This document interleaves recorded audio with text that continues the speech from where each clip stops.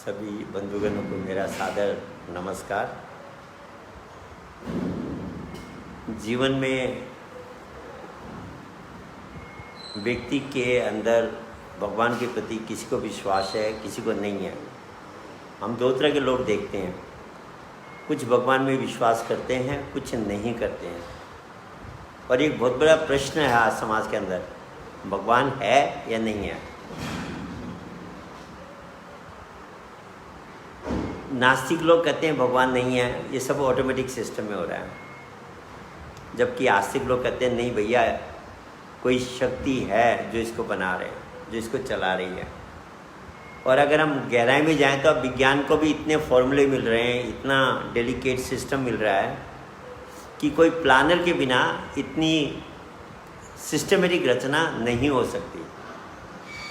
फिर भी कुछ लोग भगवान को मानते हैं, कुछ नहीं मानते हैं।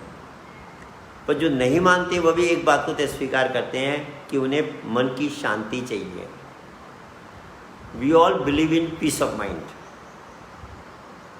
अब वो मन की शांति कैसे मिलेगी, भगवान को मानने से मिलेगी, नहीं मानने से मिलेगी, ये प्रश्न अपनी जगह है।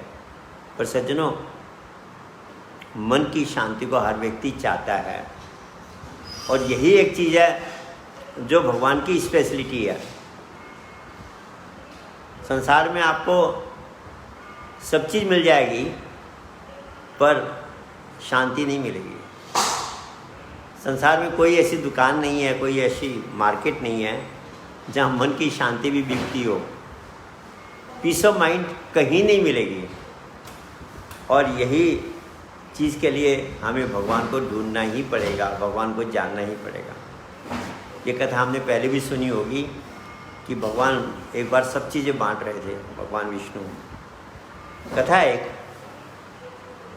समझाने के लिए वो सब बांट रहे थे, तो इतने में उन्होंने बांटते बांटते एक चीज़ अपने पाँव के नीचे छिपा ली और जो था सब बांट दिया। लक्ष्मी जी ने बाद में देखा कुछ रख उन्हें छिपाया है। कहा महाराज क्या छिपाया आपने, सब तो बांटा, एक क्या रख लिया। बोले पीस ऑफ माइंड, मन की शांति। जिसको ये चाहिएगी उसको मुझे ढूंढना ही पड़ेगा। तो सज्जनों, भगवान है, और ऐसे बहुत सी घटनाएं लोगों के जीवन में हुई है जो निश्चय मन से प्रार्थना करता है। क्योंकि भगवान ने कहा मेरे 4 तरह के भगत होते हैं, आर्त, अर्थार्थी, जिज्ञासु और ज्ञानी। आर्त का मतलब होता है जब कोई समस्या संकट में व्यक्ति पड़ता है तब पुकारता है मुझे, और वैसी स्थिति में भी वो मदद करता है। अगर हमारे कर्म बहुत ही खराब है तो अलग बात है, नहीं तो वह मदद करता है, हमेशा भगवान मदद करता है। तो आर्त का मतलब हो गया दुख में याद करे। जैसे द्रौपदी ने याद किया, उस गज को जब ग्रह निकल रहा था तो उसने याद किया। प्रहलाद ने याद किया जब हिरण्यकश्यपु लाल खंबे से, अग्नि से तप्त होते हुए खंबे से उसको कहा कि तू इसको अपने बाहों में ले ले, तो उस समय उसको उसने भी याद किया। ऐसे कठिन परिस्थितियों में भक्तों ने याद किया है भगवान को, और जब याद किया है तो उन्होंने उस समय सहायता भी की है। तो ये तो हो गया आर्थ। एक हो गया अर्थार्थी, कामना वाला। मेरे को 1 लाख की इनकम हो जाएगी तो मैं 1000 के लड्डू मंदिर में चढ़ा दूंगा, भगवान का इतने का प्रसाद लगा दूंगा। बिजनेस में भी ऐसा कि नफ़ा अपना ज़्यादा होगा, भगवान को एक माइनर परसेंटेज देनी है केवल। कुछ कहेंगे मुझे पास करा दोगे तो मैं 1.25 किलो प्रसाद चढ़ा दूंगा। कोई 1.25 मनी प्रसाद लगाते हैं किसी देवी देवता को लेकर। वैसे सज्जनों, हम जिस देवता को मानते हैं उसको लेकर अगर हम प्रसाद चढ़ाते हैं और हमारी मनोकामना पूरी हो जाती है तो हमारी उस देवता के प्रति श्रद्धा बढ़ जाती है। पर भगवान कृष्ण कहते हैं सबको देने वाला मैं ही हूँ। जिस देवी देवता को, जिसको आप मान रहे हो, उसके थ्रू मैंने ही दिया है। देने वाला मैं एक ही हूँ, पर वह मुझे जानता नहीं है। वह उसी देवी देवता को ही सब कुछ मानता है। तो का अर्थार्थी, कामना के वशीभूत होके धन के लालच से मेरे को मेरी भक्ति करने वाले, मुझे याद करने वाले अर्थार्थी भक्त हो गए। तीसरा है जिज्ञासु, जो जानना चाहता है कि भगवान क्या है, कहाँ है, मैं उसको कैसे प्राप्त करूं, भगवान की खोज में है। आध्यात्मिक चर्चा सुनता है, संतों के पास जाता है भगवान की वास्तविकता को जानने के लिए, उसको कहा जिज्ञासु। 3 तरह के भगत ही हमको ज़्यादातर संसार में मिलेंगे, पर कहा एक चौथा मेरा भक्त होता है जो ज्ञानी है, जो मुझे तत्व से जानता है। सज्जनों, तत्व से जानना बहुत बड़ी बात होती है। नमक हम सब खाते हैं, पर तत्व से केमिस्ट्री जानता कि नमक क्या है। वह जब केमिस्ट से आप पूछेंगे कि नमक क्या है, वो कहेगा सोडियम क्लोराइड है। इसमें सोडियम और क्लोरीन 2 तत्वों का मिश्रण है जिससे नमक बना है। पानी हम सब पीते हैं, सब हमें कोई पूछे कि पानी तत्व से क्या है तो हम नहीं बता पाएंगे, पर एक साइंस का व्यक्ति कहेगा ये H2O है, इसमें 2 कण हाइड्रोजन के हैं और 1 कण ऑक्सीजन का है, उनके संयोग से ये पानी बना है। ऐसे हर चीज़ को तत्व से जानता हर व्यक्ति नहीं है, कुछ लोग ही तत्व से जानते हैं। इसी प्रकार भगवान को भी तत्व से जानने वाले ज्ञानी बहुत कम होते हैं। जो भगवान तत्व से क्या है, सज्जनों, इस रहस्य को हम समझ जाएंगे तो फिर भगवान को मानना नहीं पड़ेगा, जान लेंगे। और वैसे अगर देखा जाए तो व्यक्तिगत बात करूं, मैं आस्तिक से नास्तिक को ज़्यादा पसंद करता हूं। भगवान बुद्ध की बात मुझे याद आ गई, जिसको कभी हमने चर्चा में लिया था। वह इस बात से, इस घटना से समझाना चाह रहे थे कि भगवान को जानो, मानो नहीं। मान के बैठने से हमारा कल्याण नहीं होता है। मैं मान लूँ धरती के नीचे तेल है, मानने से। और वह व्यक्ति पूछने लगा भगवान बुद्ध से, क्या भगवान है? आनंद, उनका शिष्य, भी पास में बैठा था भगवान बुद्ध के। बुद्ध ने कहा नहीं है, और वह व्यक्ति चला गया, चौंक गया बुद्ध की बात सुन करके और चला गया वापस। दिन में फिर एक व्यक्ति आया और यही प्रश्न लेके आया कि भगवान बुद्ध से कि महामना, भगवान है या नहीं है? भगवान बुद्ध ने उसको कहा कि भगवान है, और वह भी चौंका भगवान बुद्ध का आंसर देके और चला गया।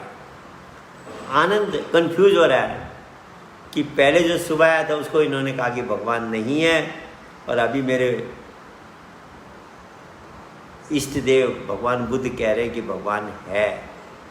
खैर, शाम को एक व्यक्ति फिर आता है और पूछता है भगवान बुद्ध से, क्या भगवान है या नहीं है? भगवान बुद्ध कहते भैया मालूम नहीं है या नहीं है, और वह व्यक्ति बेचारा परेशान होकर वापस चला जाता है।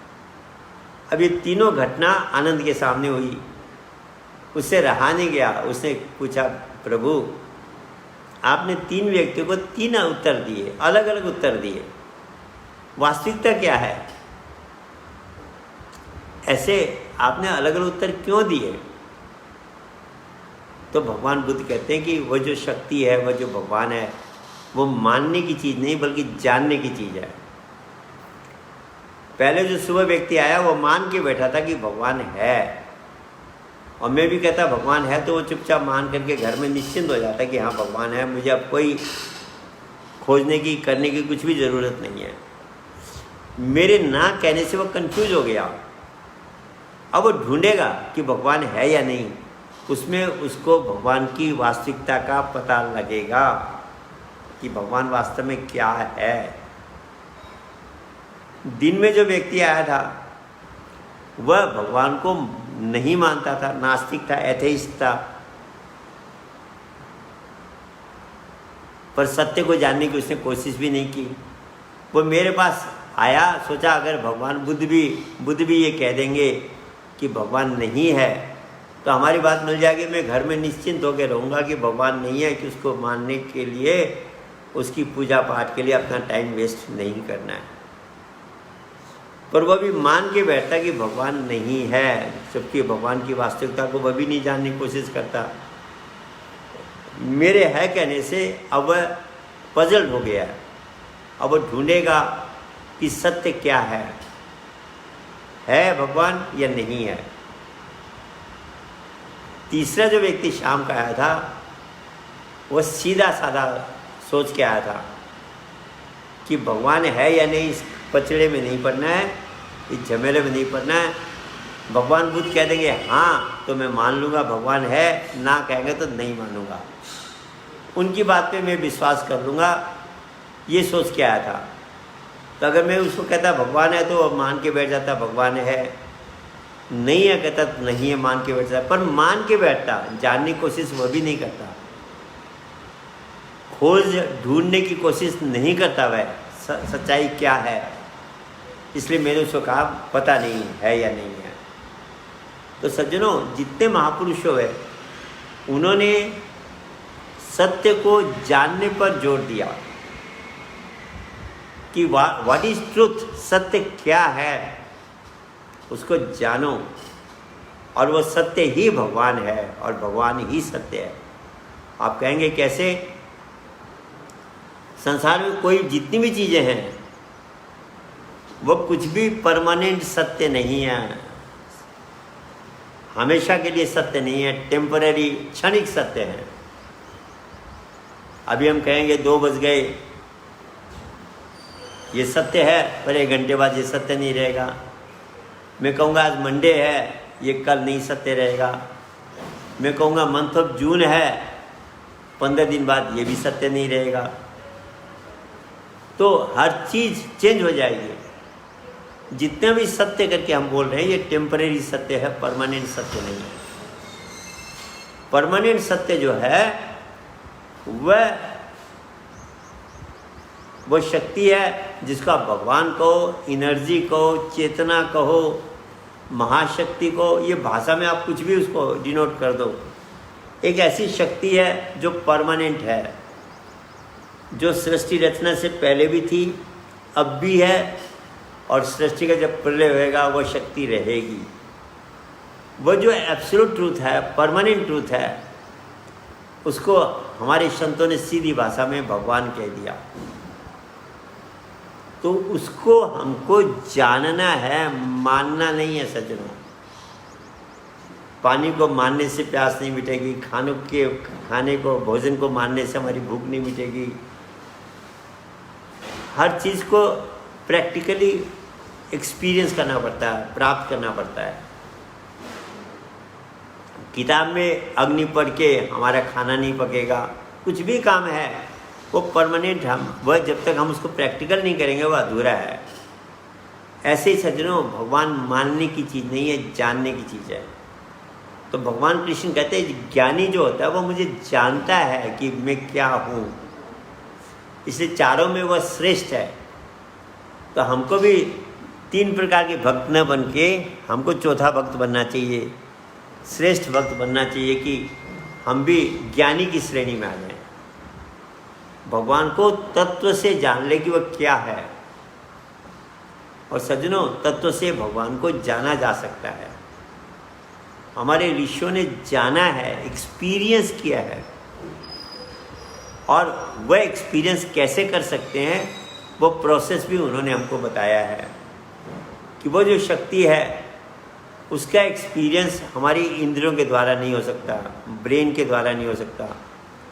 उसको एक्सपीरियंस करने के लिए हमको इनसे परे जाना पड़ेगा। इसलिए उसको अध्यात्म विज्ञान कहा, जिसको अगर हम दूसरी भाषा में बोलें तो मेटाफिजिकल। इंद्रियों से परे की वस्तु को अनुभव नहीं कर सकता, पर हमारे अंदर की एक चीज़ ऐसी है जिसके सहारे से हम उस शक्ति का अनुभव कर सकते हैं। वह है हमारा मन। और यही बात उसमें आती है जब राजा जनक कंफ्यूज हुए। राजा जनक ने जब सपना देखा तो उनको ये भ्रम हो गया। सपने में वो भिखारी थे, जागृत अवस्था में देखा तो मैं राजा हूँ। अब उनका ये क्वेश्चन हो गया कि मैं राजा हूँ या भिखारी हूँ। और इस प्रश्न को लेकर उन्होंने इतना ज़्यादा उनको ये प्रश्न ने वो कर दिया, परेशान कर दिया। उन्होंने पूरा उसके लिए अलग से महल बनाया, एक हॉल बनाया और मुनादी कर दी कि इस हॉल में विद्वान लोग निमंत्रित हैं और अगर मेरे प्रश्न का उत्तर देकर मुझे सेटिस्फाई कर देंगे मैं पूरा राज्य उनको दे दूँगा। पर 2 तरह की कुर्सी बनाई, एक नीचे बनाई, एक ऊपर सिंहासन बनाया। का नीचे बैठ के जो उत्तर देगा, अगर उसका उत्तर से मैं सेटिस्फाई नहीं हुआ तो केवल उसको जेल की सज़ा होगी, नज़र बंद होगा। तब तक होगा जब तक मुझे आंसर न मिले। और कोई सिंहासन पे बैठ के मेरे को उत्तर देगा और अगर उसका उत्तर गलत हुआ, मेरे को सेटिस्फाई नहीं किया, तो सीधा उसको फांसी की सज़ा होगी। अब मृत्यु से सबको डर लगता है। जितने विद्वान आए सब नीचे बैठ के उत्तर दे रहे थे कि उनको स्वयं को अपने ऊपर भरोसा नहीं था, इसलिए पहले डर रहे थे कि मैं ऊपर दूंगा, राजा को सेटिस्फाई नहीं कर पाया तो मेरी तो मौत है, मृत्युदंड मिलेगा। सैकड़ों विद्वान आए, सब नज़रबंद होते चले गए, कैद होते चले गए। कोई भी राजा जनक को संतुष्ट नहीं कर सका। उसके बाद अष्टावक्र आते हैं। जब उनको पता लगा कि मेरे पिता राजा जनक की जेल में है तो अपने पिता को छुड़ाने के लिए वह आते हैं। और उनका अष्टावक्र का मतलब 8 जगह से संग टेढ़ा मेढ़ा था, वह ऐसे चल रहे थे।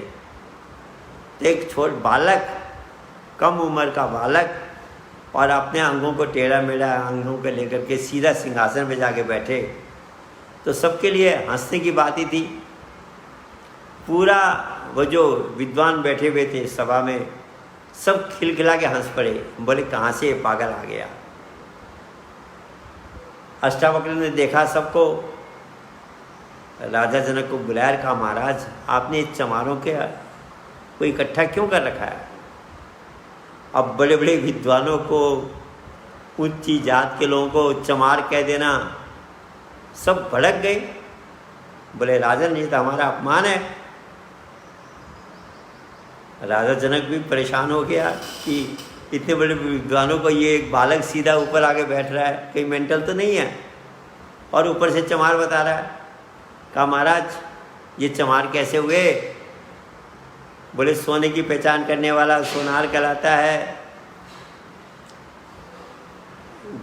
घड़े को बनाने वाला कुम्हार, कुंभ की पहचान करने वाला कुम्हार कहलाता है, लोहे की पहचान करने वाला लोहार कहलाता है।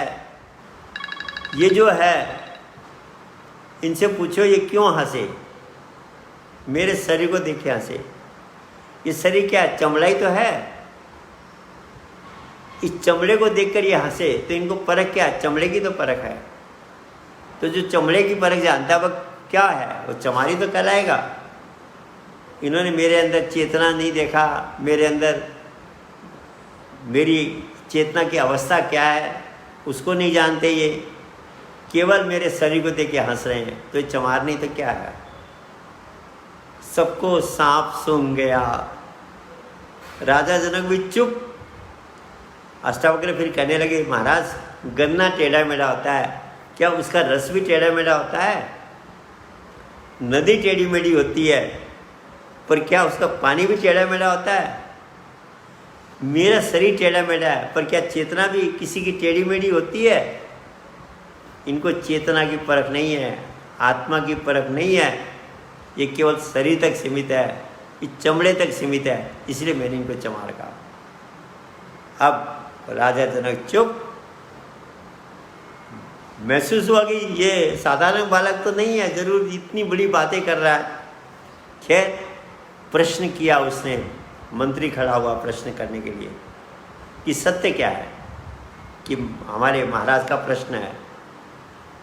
बोले भूख आपको लगी, राजा को भूख लगी तो आप खाना खाओगे क्या। बोला नहीं जी, राजा खाएगा। बोले प्रश्न किसको, इसका उत्तर किसको चाहिए? बोले महाराज को चाहिए। तो बोला आप क्यों खड़े हो, उनको पूछने दो। राजा जी ने देखा ये बालक तो विचित्र है, खुद आए, हाथ जोड़ के बोले मेरा ये प्रश्न है, क्या मैं जो ड्रीम देखी वह सत्य है, क्या ये सत्य है? कहा महाराज दोनों असत्य है, परमानेंट नहीं है।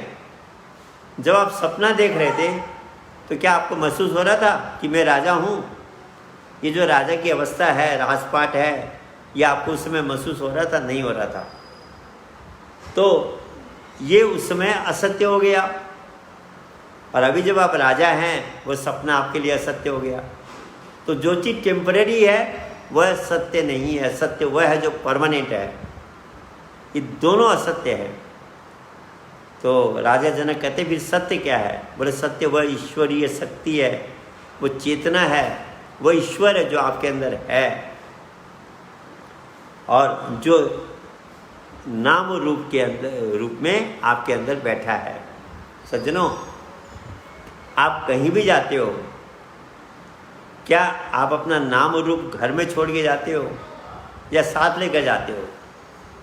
आप कहोगे जी साथ लेके जाते हैं। जहाँ आप हो वहीं आपका नाम है, वहीं आपका रूप है। ताले में बंद करके तो आप आ नहीं सकते। अगर भगवान सर्वव्यापक है तो क्या उसका नाम और रूप सर्वव्यापक नहीं होगा? भगवान हमारे अंदर है तो क्या उसका नाम और रूप हमारे अंदर नहीं होगा? है सज्जनों। और उस नाम और रूप को जब हम प्रैक्टिकल एक्सपीरियंस कर लेंगे तो हमारा भगवान से डायरेक्ट कनेक्ट हो गया। हमने भगवान को तत्व से जान लिया। उसी को ज्ञानी कहा भगवान कृष्ण ने। तो कहा राजन, ये दोनों असत्य है। सत्य वह चेतना है, वह ईश्वर है जो आपके अंदर बैठा है। उसको जानने से ही आप सत्य को जान पाएंगे। अब ये बात औरों ने भी कही थी, पर इसके साथ राजा जनक का एक और भी संकल्प था। आपने देखा घोड़ा होता है, घोड़े पे रिकाब होती है जिस पे पांव रख के व्यक्ति ऊपर चढ़ता है घोड़े पे। एक रिकाब बाईं तरफ होती है, एक रिकाब दाहिनी तरफ होती है। बाएं पे पांव रखेगा, दाहिने पे चलेगा, दाहिने पे पांव रखे बाएं में, बाईं रिकाब पे पांव रखेगा। राजा जनक ने कहा था कि मैं एक घोड़े की एक रिकाब पे पांव रख के दूसरी रिकाब पे रखूँगा। इतनी समय के अंदर में मुझे भगवान वह शक्ति का जो सत्य है उसका अनुभव हो जाना चाहिए। अब आप बताओ इतनी देर में कैसे अनुभव हो जाएगा? इस पे सब फेल हो रहे थे। पहली बात तो सब थ्योरेटिकल विद्वान थे, लेक्चर देने वाले थे, प्रैक्टिकल एक्सपीरियंस तो थी नहीं उनके पास, ना खुद के पास थी ना किसी को दे सकते थे। और दूसरी बात इतने छोटे समय में कैसे करा दे? तो राजा जी ने कहा महाराज अगर वो सत्य है, इससे परे है, तो मुझे उसका अनुभव कराया जाए। बोले ठीक है चलो। अब राजा जनक का तो संकल्प था, घोड़े की एक रिकाब में पांव रखवा दिया। उस अवस्था में राजा जनक उससे पहले एक संकल्प ले लिया था अष्टावक्र ने कि देखो कोई भी चीज़ लेने के लिए उसकी कीमत देनी पड़ती है। मैं आपको सत्य का अनुभव कराऊंगा, उसके बदले आप क्या दोगे? बोले महाराज मैंने तो अनाउंस कर रखा है मेरा पूरा राज्य दूंगा। बोले मुझे आपकी चीज़ चाहिए, ये राज्य आपका नहीं है। बोले कैसे? बोले आपसे पहले किसका था? आपके पिताजी का था। आपके मरने के बाद किसका होगा? बेटों का होगा। ये तो प्रजा की धरोहर है, उनकी अमानत है जो आपने संभाल रखी है। आपका कहाँ है ये राज्य? आप अगर कह रहे हो मेरा है तो आप गलती बोल रहे हो। ये तो प्रजा की संपत्ति है जिसका आप देखभाल आप कर रहे हो। राजन बोला बात तो ठीक है। बोला मैं शरीर देता हूँ मेरा। बोले शरीर आपके साथ जन्मने से आया है, जन्म मरने के बाद ये शरीर भी साथ नहीं रहेगा। मुझे अपनी चीज़ दो, ये शरीर भी तो आपका कहाँ है? भगवान का दिया हुआ है टेम्पररी। अपनी चीज़ दो। राजा बुद्धिमान था, उसने कहा महाराज मैं ये मन को देता हूँ, ये मन मेरा बस में नहीं आता। हाँ बोले मन आपका है। अब बोले मन किसको दे दिया? गुरु महाराज को दे दिया। अब मैं जो आज्ञा दूंगा आप मन को वहीं लगाओगे, अपनी मर्जी से नहीं लगाओगे कहीं। ये एग्रीमेंट हो गई। तो जब घोड़े की रिकाब पे एक पे पांव रख दिया, उस स्थिति में राजा जनक को हमारे अंदर, हर व्यक्ति के अंदर, उनके अंदर भी जो भगवान का नाम है, क्योंकि मैंने आपसे पहले, थोड़ी देर पहले कहा कि जो चीज़, जो व्यक्ति जहाँ होता है उसका नाम और रूप वहीं होता है। तो भगवान हमारे अंदर है तो उसका नाम और रूप भी हमारे अंदर है। तो वो जो नाम हमारे अंदर है, जिसकी चर्चा हम लोग कई बार कर चुके हैं, बहुत लोग तो कहते हैं आप छिपाते हो, बताते क्यों नहीं वह नाम क्या है। सज्जनों, भाषा में नहीं है, जिह्वा से उच्चारण नहीं हो सकता, 52 अक्षरों के अंदर है नहीं, वर्णों में आता नहीं, शब्दों के द्वारा उसकी व्याख्या उसको कहा नहीं जा सकता। तो बताए तो कौन कैसे बताएगा। इसलिए हमारे ऋषियों ने नेति नेति कह दिया, कहा, वह उसका बखान नहीं कर सकते। गीता में उसको अव्यक्त अक्षर कह दिया। टाओ ने उसको डम नेम कहा। डम मतलब गूंगे का नाम। गूंगा बोल नहीं सकता, इसका मतलब नाम बोला नहीं जा सकता। तो उस स्थिति में राजा जनक का अष्टावक्र ने कि महाराज मन किसको दिया? बोले गुरु महाराज आपको दिया। बोला मेरी आज्ञा है, जब तक मैं आपको आज्ञा दूसरी न दूं, इस मन को इस नाम में लगा के रखो और उस नाम का बोध करा दिया, एक्सपीरियंस कराया सज्जनों, जिब्या से नहीं। और राजा जनक उस नाम का अनुभव करके उस नाम पे मन को जोड़ दिया। नाम पे मन को जोड़ना ही सज्जनों सुमिरन है। मुंह से बोलना सुमिरन नहीं है, मुंह से मंत्र जपना सुमिरन नहीं है। असली सुमिरन है मन को उस नाम से कनेक्ट कर देना। अब मन को नाम में कनेक्ट कर दिया, इतने में विचार आया कि दूसरी रिकाब पे पाँव रखना है। मन एक बार भागा। अब पाँव रखने के लिए तो आँख खोलनी पड़ेगी, मन को आँखों में लाना पड़ेगा, मन को उस नाम से हटाना पड़ेगा। जो ही आँख खोली, अष्टावक्र ने डांट लगाई। बोले मन को किसको दिया? बोला गुरु महाराज आपको दिया। बोला मैंने कहा था मन में लगा के रखना, तुम इसको हटाया क्यों बिना आज्ञा के? बोला जी गलती हो गई। फिर उन्होंने मन को नाम में लगा लिया। अब मन जब नाम में है तो रिकाब, दूसरे रिकाब पे पाँव रखेंगे कैसे? पर देखिए संकल्प भी दृढ़ होता है। वह लगातार नाम पे लगाए रखा। उसी अवस्था में नाम से मन को हटने ही नहीं दिया। और उसी अवस्था में उन्होंने समाधि को प्राप्त कर लिया, एनलाइटनमेंट को प्राप्त कर लिया। मन ऊपर चला गया। मन जब मर्ज हो गया, कहते हैं मन को मिडिलमैन कहा गया, दलाल हमारे भगवान के बीच में। इसलिए हम लोगों ने कई प्रोग्राम्स के नाम भी माइंड द मिडिलमैन रख देते हैं। अभी मैंने जो गुजरात का प्रोग्राम किया उसमें भी हमने माइंड द मिडिलमैन के 3 प्रोग्राम किए, 3 दिन। तो वह जब दलाल बीच में ख़त्म हो जाता है तो आत्मा और परमात्मा का मेल हो जाता है। तो उन्होंने मन को इतना दृढ़ता से लगाया उस नाम में कि मन मर्ज हो गया और आत्मा परमात्मा का मिलन हो गया। वह विदेह अवस्था को प्राप्त हो गए। अब तो राजा जनक दूसरे रिकाब पे क्या पाँव रखते, वह तो मस्त हो गए। अंदर एनलाइटनमेंट को प्राप्त कर लिया। तो कहा गुरु महाराज आपने, अष्टावक्र बोले महाराज आपने मेरी इच्छा को पूरा कर दिया, जो मेरी शर्त थी वो पूरी हो गई। अब मैंने शर्त रखी थी कि अगर मुझे कोई संतुष्ट कर देगा तो मैं अपना राज्यपाट उसको दूंगा। अब ये राजपाट आप संभालो, मैं चला जंगल में। बोले राजन मन किसका है? बोले आपका है। तो बोले फिर ये कौन कह रहा है कि मैं जंगल में जाऊंगा, ये इच्छा कौन कर रहा है? अब राजा फंस गए। बोले महाराज जब मन आपको दिया है तो आप जो आज्ञा दोगे वही आज्ञा में पालन करूंगा। देखिए समझदार, कितने समझदार थे। वास्तव में हम तो संकल्प करके रह जाते हैं। तो दीक्षा के समय कहते हैं तन मन धन आपका, और केवल थ्योरेटिकल में रह जाते हैं, तो नतीजा भी थ्योरेटिकल रह जाता है। वो जो प्रैक्टिकल में सचमुच में संकल्प करता है और उस संसार जीवन बिताता है तो उसको उसका फायदा भी मिलता है। तो कहा मन तो गुरु महाराज आपको दिया है, तो बोले मेरी आज्ञा है, अब तुम इस राजपाट को संभालोगे, मेरा समझ के संभालोगे, तुम्हारा समझ के नहीं। और इस राजपाट को जैसे पहले संभालते संभालो, ये मेरा आदेश है।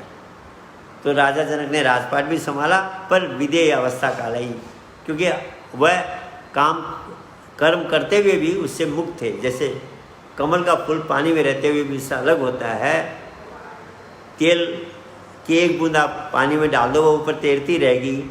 ऐसे जो विदेह अवस्था का पुरुष होता है, लाइटेन महापुरुष होता है, वो संसार के कर्म करते हुए भी उससे अलग होता है।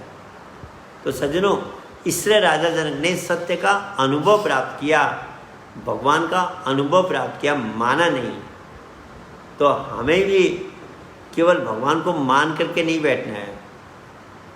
इससे अच्छा तो नास्तिक है, मैंने कहा ना कि जो कम से कम अभी हाथ तो नहीं बढ़ रहा, पर नास्तिक भी अच्छा नहीं है, आस्तिक भी अच्छा नहीं है। अच्छा वह है जो भगवान की खोज करता है कि भगवान क्या है, कहाँ है, मैं कैसे उससे मिलूं प्रैक्टिकली, ये हमारे अंदर होना चाहिए। और सज्जनों, संभव है, भगवान से मिला जा सकता है, उससे कनेक्ट किया जा सकता है और उसके द्वारा बहुत से हमारे जीवन में चेंजेस आते हैं। ये सब पॉसिबल है। मानने की ज़रूरत नहीं है, जानने की ज़रूरत है। इसलिए कहा मानो मत जानो। हमारे मुरली जी बार बार कहते थे मानो मत जानो। भगवान को मानने की चीज़ नहीं है, भगवान को जानो कि वह क्या है, कहाँ है और उससे कैसे संपर्क होगा। तो भगवान है सज्जनों। तो जो बुद्ध की बात मैं फिर दोहरा रहा हूँ, जो मान रहे हैं, जो नहीं मान रहे, दोनों से हमारा निवेदन यही है कि हम भगवान की खोज करें। और बाइबल में कहा है seek ye shall find, ask it will be given। जब तुम खोजोगे तो तुमको मिलेगा, मांगोगे तो तुमको दिया जाएगा। तो सज्जनों, उस भगवान की खोज करें। और जिन्होंने जान लिया है, अब हम भी राजा जनक की तरह मन को इधर उधर हटा के, न लगा के, उसमें लगा के, हर व्यक्ति का टारगेट होना चाहिए कि मैंने इसी जन्म में उस एनलाइटनमेंट की अवस्था को प्राप्त करना है जहाँ ये मन जाके समाप्त हो जाता है, ये दलाल हम बीच से हट जाता है और भक्त और भगवान एक हो जाते हैं। जैसे ईसा मसीह ने कहा now I and father are one.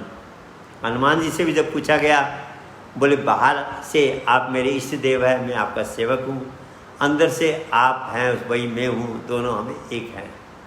तो वह एकता की स्थिति को हमें प्राप्त करना है और आध्यात्मिक चर्चा को सुनते हुए अपने जीवन को आनंद में रखना है। सबको मेरा धन्यवाद, नमस्कार।